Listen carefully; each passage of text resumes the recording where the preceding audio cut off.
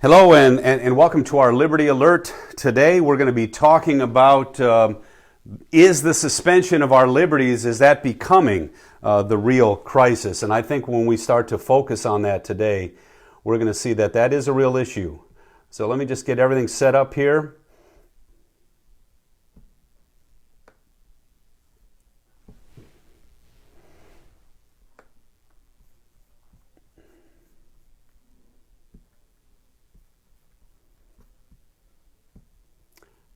Okay. We've been having some technical difficulties here today. I don't know if you're having a problem with your internet, but we've had a problem with that and some of the printers and stuff getting ready. But I think we're ready to go. And just to, again, let you know, I know the lighting is reflecting here, but until we get back into our studios, we're kind of working with makeshift things as we go. But it's my pleasure to be here again with you today. Happy Tax Day.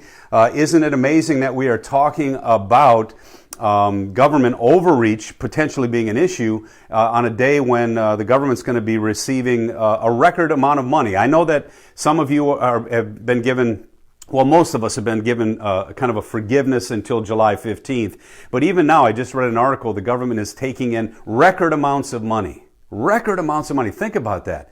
In the middle of this pandemic, shutting down the private sector, the government still is receiving lots and lots of money. And that's a big issue for me.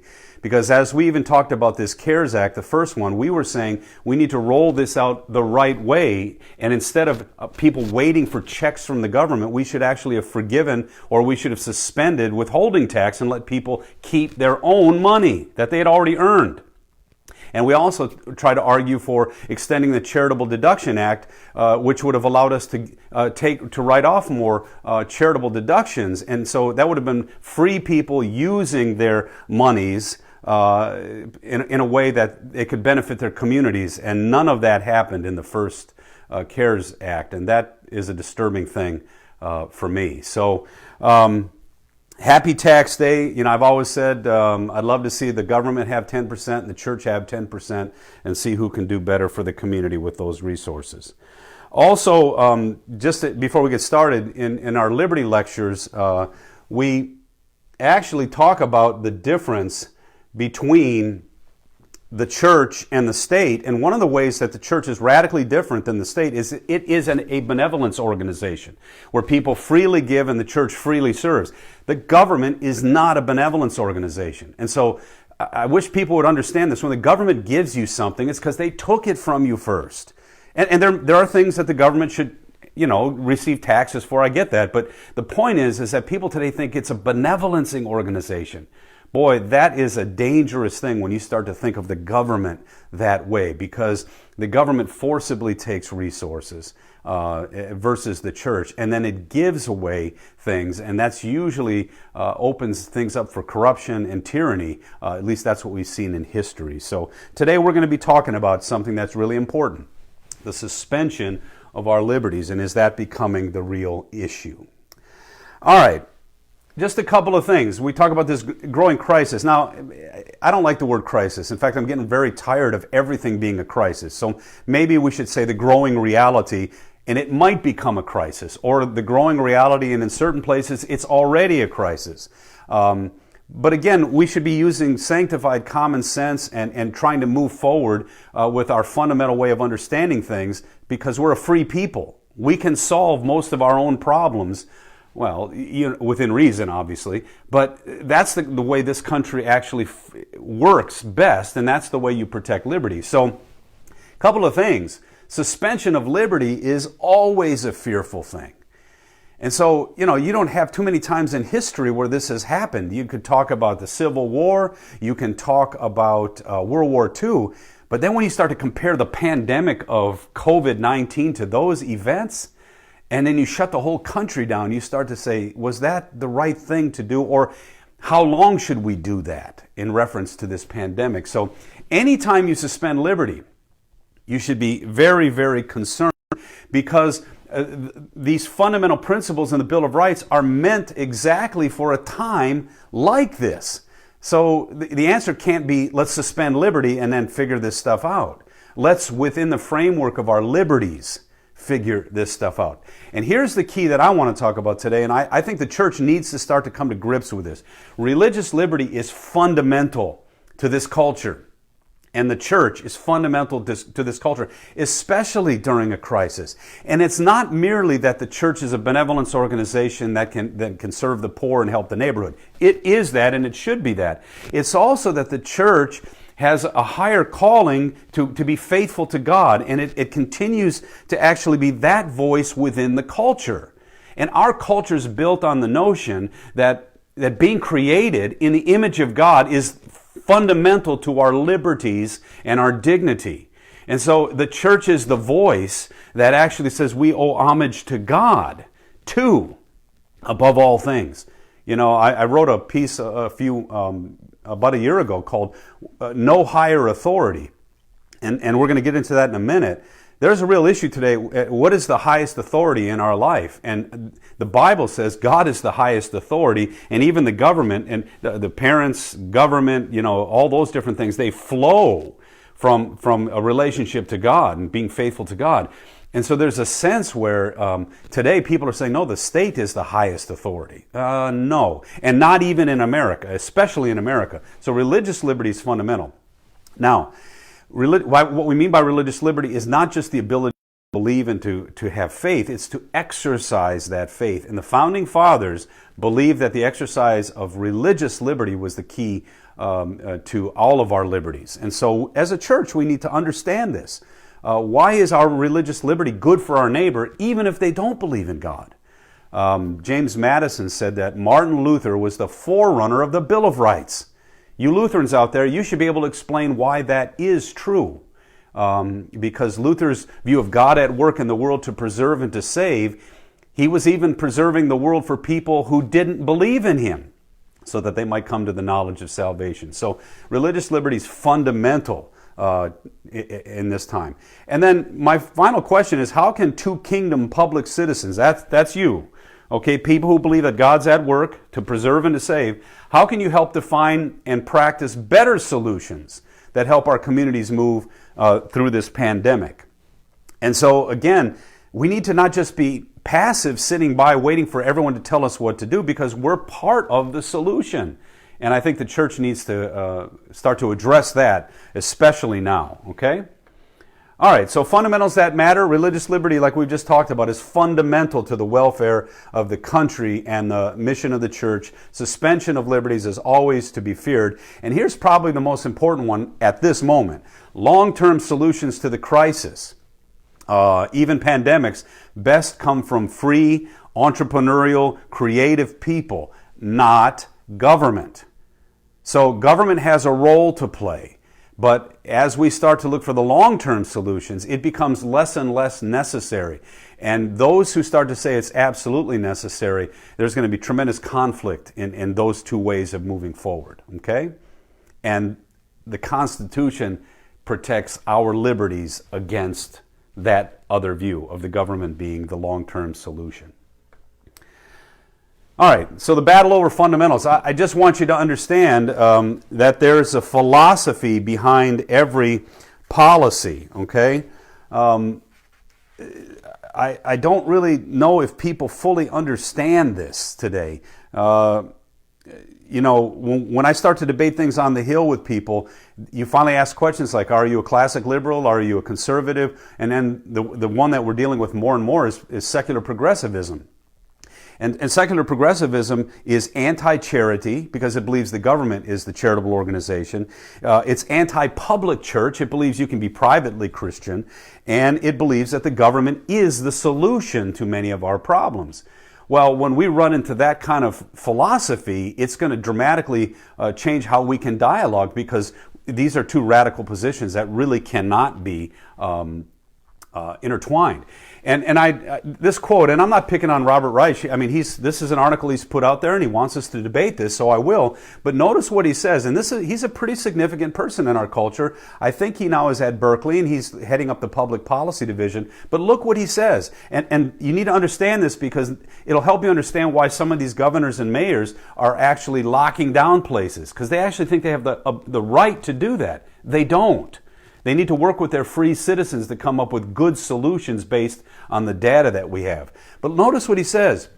Rice says the true battle of the 21st century is between the modern society and the anti-modernists. Now, I just want you to understand what he means by that for our purposes today, because we can't get into all this. But he believes the church is anti-modern. You just need to understand that. So this is a battle, he says. And then he says this, and I'm sorry that there's a lot of words here, but I just want to read it. I want to be fair to him. I want to read his quote completely. I don't want to take it out of context. He says, between those who believe in the primacy of the individual and those who believe that human beings owe their allegiance and identity to a higher authority. Now notice what he just said. He said we're anti-modernists if we believe in God. But see, the founding fathers actually said your individual liberties, your inalienable rights are because you are created in the image of God.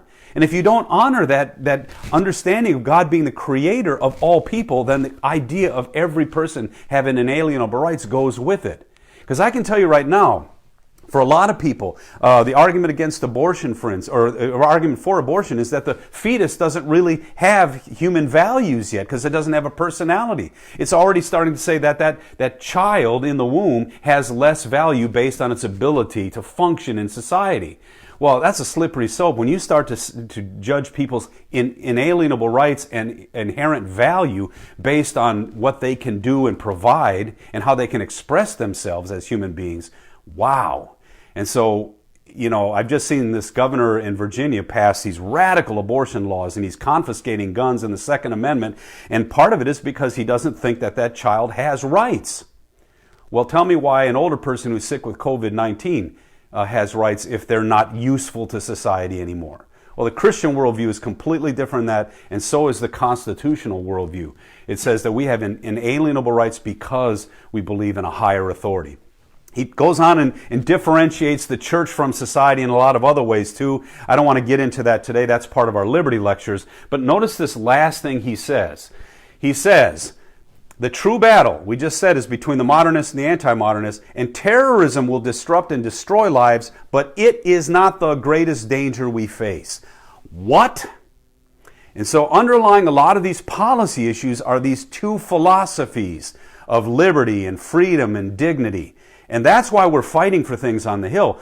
We're saying we're fighting even for non-Christians who don't necessarily believe what we believe. We want them to at least know that they have dignity and they have worth, because we want to also tell them that the God who gives them dignity and worth died for their sins and wants to give them eternal life as well.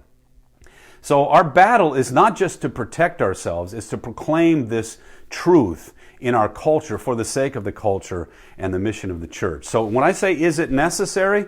We've got to engage this. We engage this thing for the sake of our culture so that we can also proclaim the gospel to our culture. All right, so guidelines for the shutdown. We've already talked about this a little bit. There should be clear reasoning for the suspensions, because anytime you suspend First Amendment rights, you better know, you better be able to clearly say to free people, this is why it is. So it must always apply to everybody the same. To everyone the same, okay? Government must always make the case that this is absolutely necessary because their role is limited in function in our free lives. And so at this moment, they're everything in our life. Well, that can't exist for long because that's never a good long-term solution. And there should be clarity concerning all the challenges facing the nation. This is the issue that's becoming front and center. We're destroying our economy while we're trying to prevent this disease, and the question is, how fatal is this disease, and does it warrant that kind of response? So we have to have clarity of all the issues, the economic issues, the spiritual issues, and the health issues, and we've got to put all those together as we think this thing through.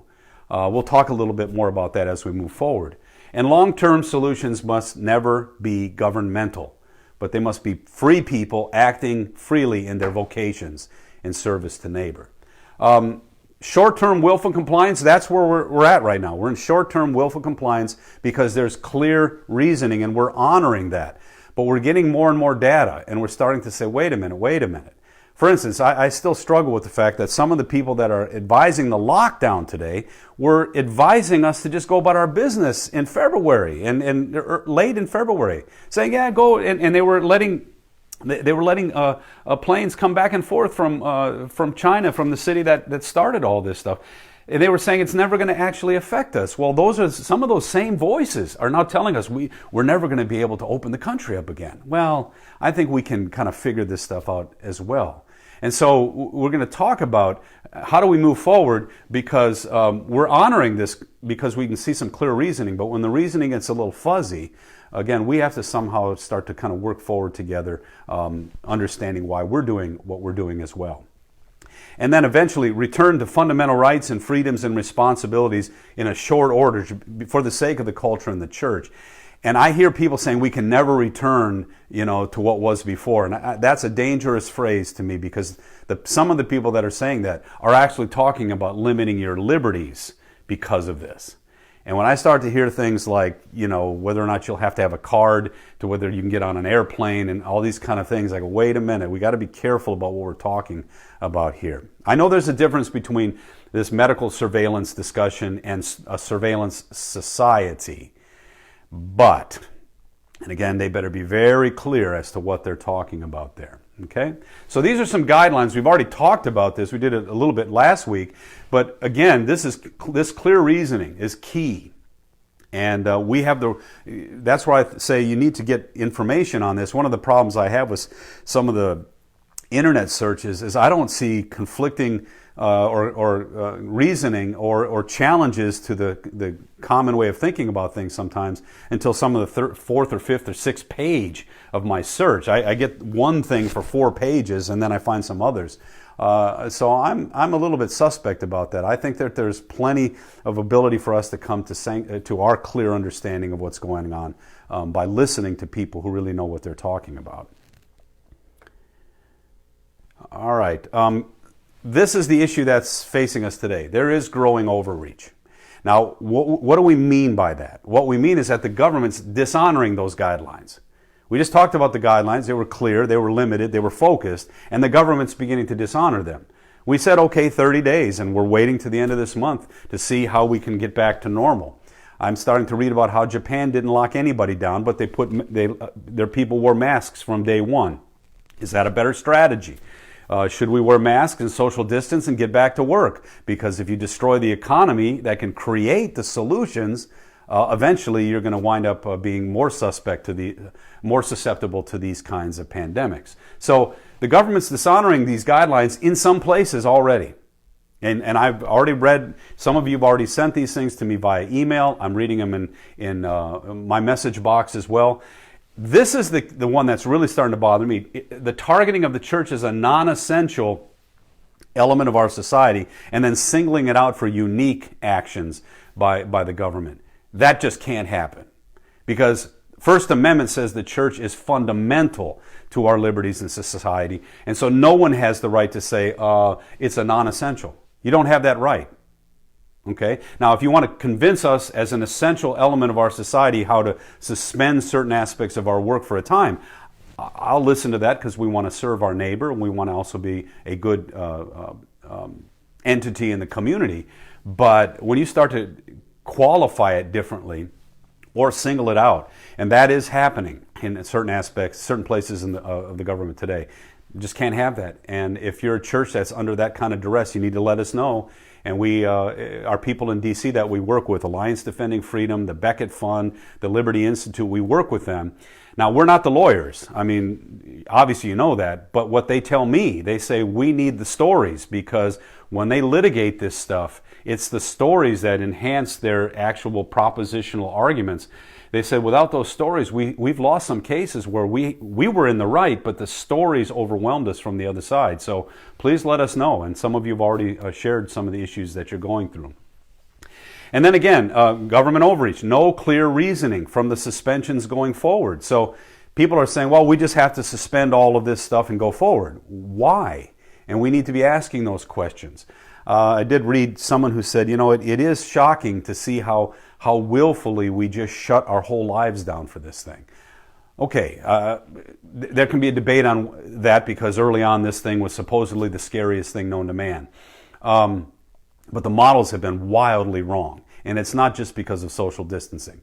By the way, models. When I think about models is not pure science. It's not like going into a lab and actually, controlling what's going on in the lab and then making actual explications that you can actually count on. Models are only as good as the information you put into it, and if you forget huge portions of the information, and like right now they're saying the death rate and then the denominator of how many people have it, we don't know the denominator.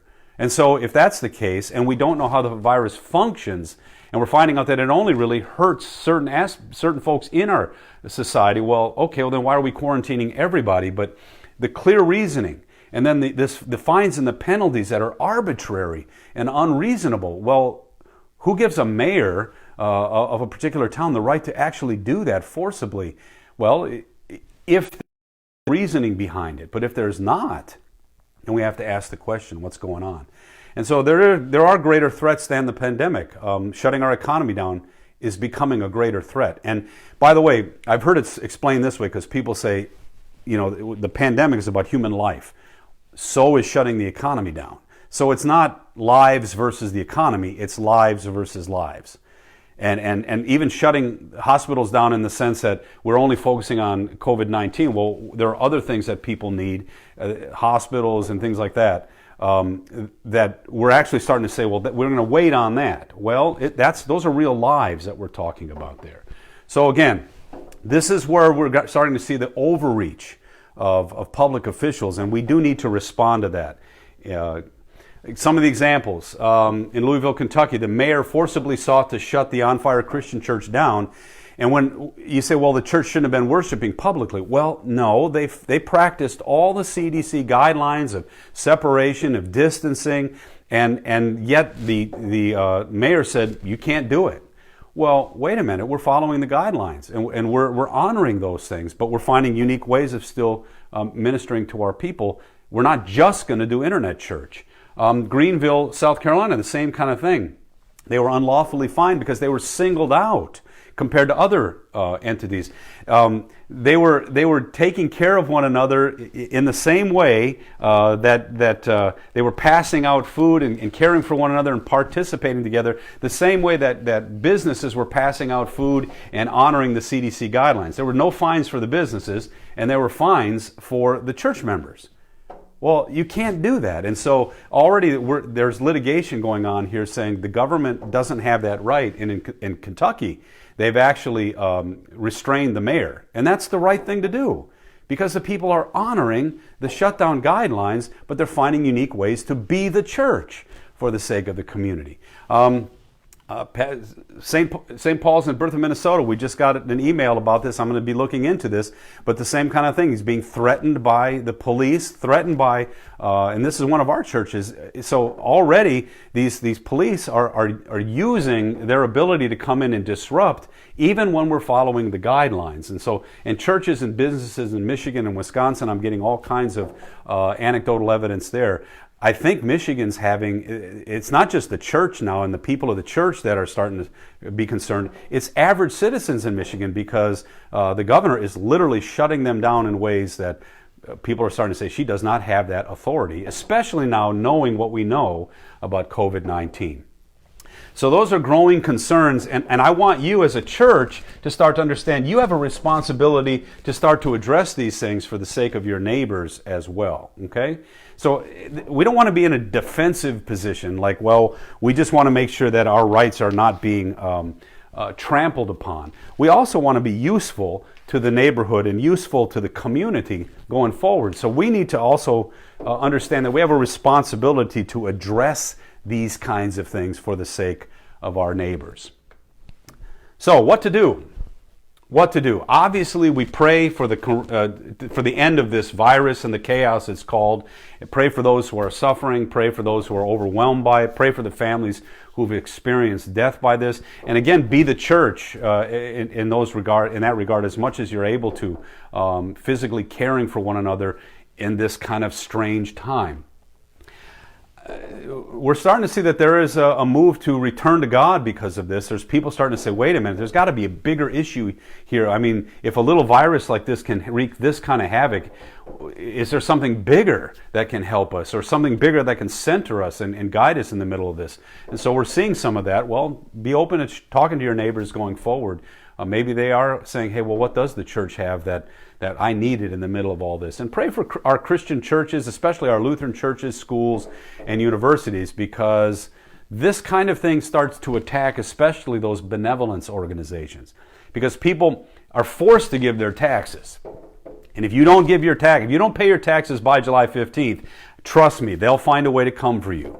But if you stop giving to church, or you stop giving to those organizations, they'll just suffer. And so please, at this point, as much as you're able, try to keep maintaining your support of your churches, your schools, your universities, even our work in D.C. if you're able. But the point is that because our benevolencing organizations are the ultimate solution. Our free businesses are the ultimate solution. America is strong because it has small business and free people. That's why it's strong. Well, if you wipe that out and start looking to a central government, you're going to find out how weak we can get quickly, even to address these kinds of issues. But here's what I'd like to say. Don't wait. Don't wait for the federal guidelines. Now, at this point, I'm not talking about civil disobedience. And by the way, we do a lecture on that too, where civil disobedience is Christian obedience. So it's not just saying I don't want to do something. It's saying, here's what I have to do, and very often our civil disobedience goes beyond the law. It doesn't just violate things. Don't wait for the federal guidelines. Begin to form your own view of this. So pastors, elders, and people, try to start to honor the third commandment, the fourth commandment, the fifth commandment. We talked about that. Worshiping God and giving Him honor is first and foremost. That's I read the dictionary version of religion. It's not just doing good things. It's also honoring God as having the first place in your life, and worshiping God and giving Him His due as the creator of the universe. So that's third commandment stuff. Then fourth commandment, honor your father and your mother. Make sure that moving forward that we have a proper understanding of the authority of parents, which then can be delegated to certain things like teachers or police or government, but those are always delegated.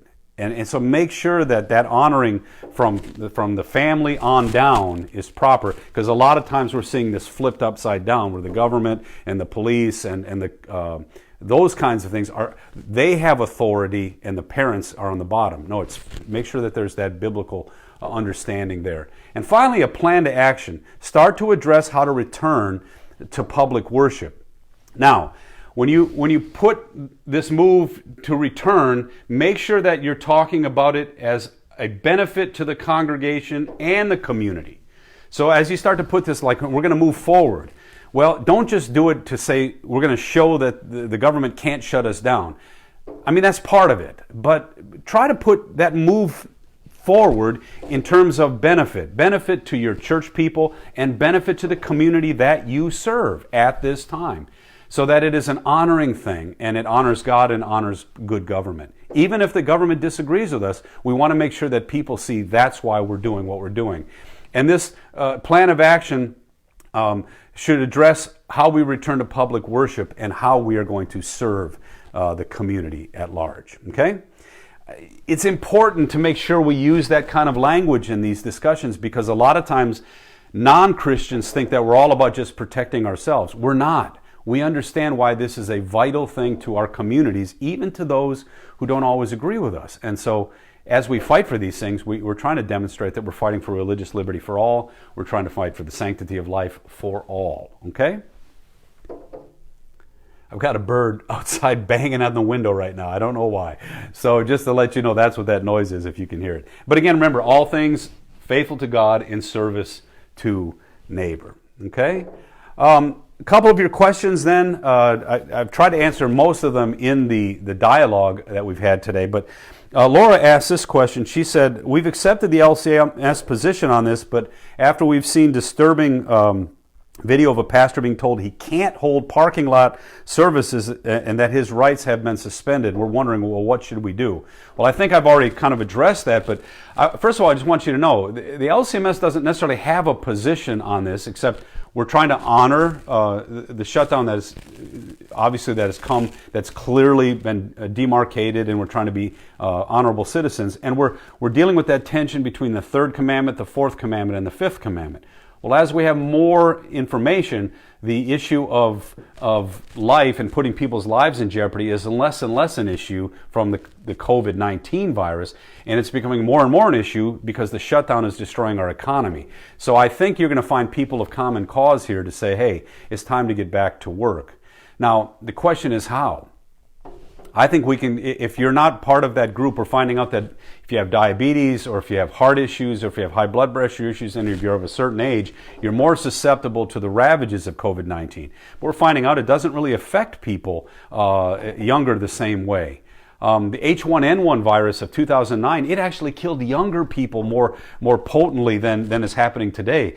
Can you imagine if you'd had cameras seeing a young child die or a teenager die, and then we, talked about it the way we're talking about it today? So we have ways now of saying this group is more vulnerable. Well, we can talk about quarantine there, or we can talk about ways we can mitigate that group getting sick without having to put everybody in lockdown. By the way, quarantining is usually you quarantine sick people. We are quarantining well people, and that just can't go on for very much longer, especially knowing what we know. So I would think that moving towards worship, I've seen some people talk about going back to worship, practicing the social distancing, wearing a mask, maybe every other pew kind of thing. All those kinds of things are possible. But the LCMS is saying, you churches, keep all these things in tension, the third, fourth, and fifth commandment, and then with that in mind, move forward faithfully. And if you begin to see overreach, well, talk to your circuit councilor, talk to your district president, and see, how can we move forward in a faithful manner, but also we need to be faithful to what God wants us to do as we gather in this place for the sake of our people and our church. So I hope you understand that we're coming up to that time where we need to start thinking about how can we open up. And we should actually think that through before we're told what to do. And then maybe you can create a dialogue that's helpful in the neighborhood as well.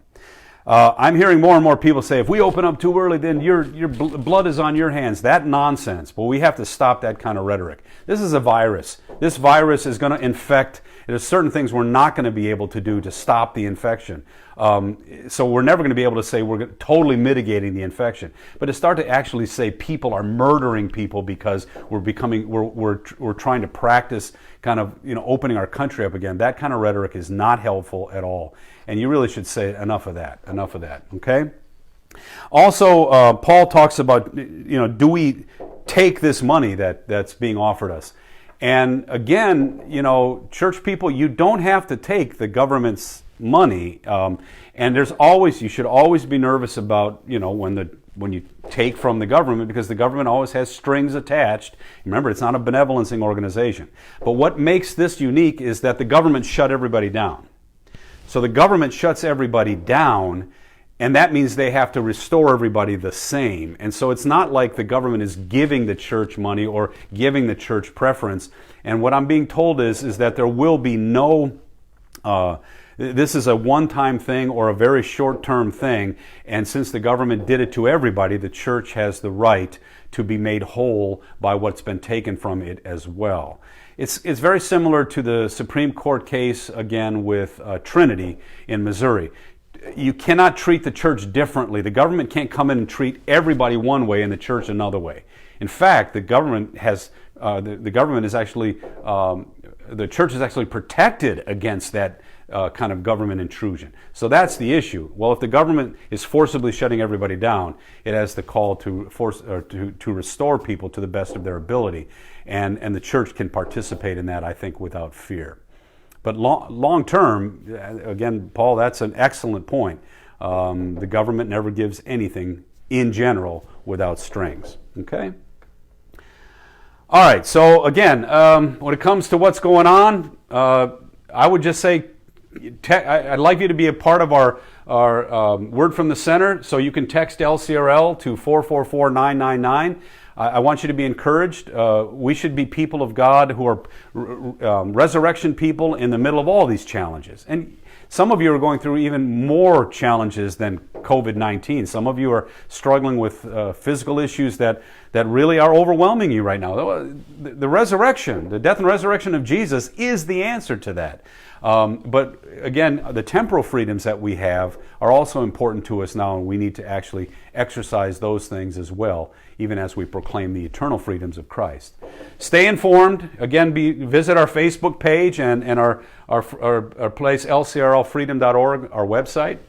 And if you can be a part of us expanding our voice in D.C. even now, again, we've got a button on our Facebook page that will help you in that regard as well.